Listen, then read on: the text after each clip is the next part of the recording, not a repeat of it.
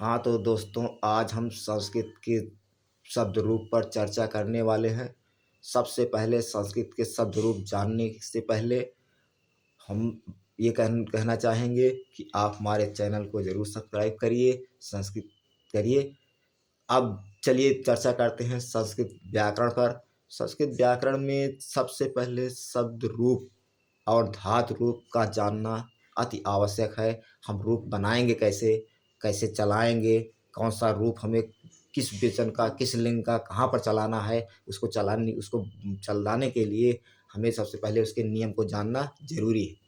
तो संस्कृत भाषा में 3 वचन होते हैं, एक वचन, द्विवचन और बहुवचन। इसी के साथ संस्कृत भाषा में 3 लिंग भी होते हैं, पुल्लिंग, स्त्रीलिंग और नपुंसकलिंग। तो कारक संबंध प्रदर्शित करने वाली संबोधन सहित 8 विभक्तियां भी होती हैं, जैसे कर्ता, कर्म, करण, संप्रदान, अपादान, संबंध, अधिकरण, संबोधन। और यही चीज चल करके संस्कृत भाषा में विभक्तियों के रूप में परिवर्तित हो जाती है, जो कि कही जाती है क्रमशः प्रथमा, द्वितीय, तृतीय, चतुर्थी, पंचमी, षष्ठी, सप्तमी और संबोधन। दोस्तों विभक्तियां 7 ही जानी जाती हैं, परंतु लिखित जानती हैं 8।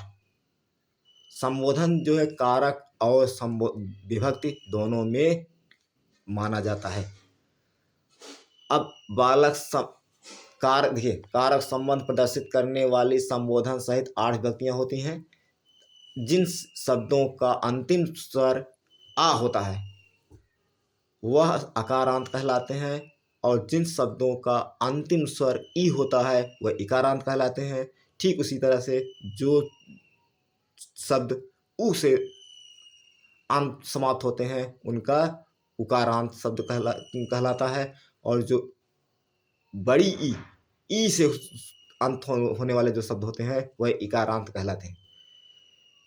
तो जैसे हो गया, अब लिंग स्त्रीलिंग में जैसे आकारांत शब्द स्त्रीलिंग माना जाता है। आकारांत शब्द के रूप स्त्रीलिंग शब्द रूप की भांति चलते हैं।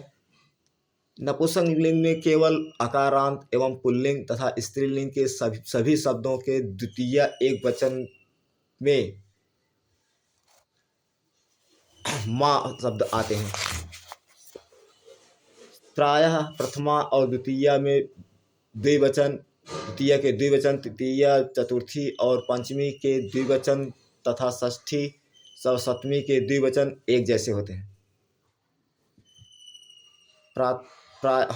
सर्वनाम तथा संख्यावाचक विशेषण और अकारांत पुल्लिंग शब्दों को छोड़कर अन्य शब्दों के पंचमी और षष्ठी के एक वचन जैसे होते हैं।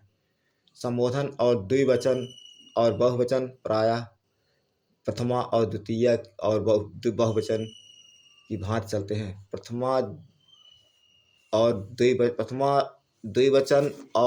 विभक्ति के द्विवचन और बहुवचन की भांति चलते हैं।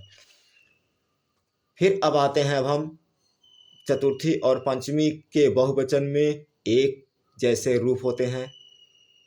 पर सप्तमी के बहुवचन शब्द में सु अथवा सु, दूसरा नंबर षटकोण का सु, और पहला नंबर जिसको हम बोलते हैं सा,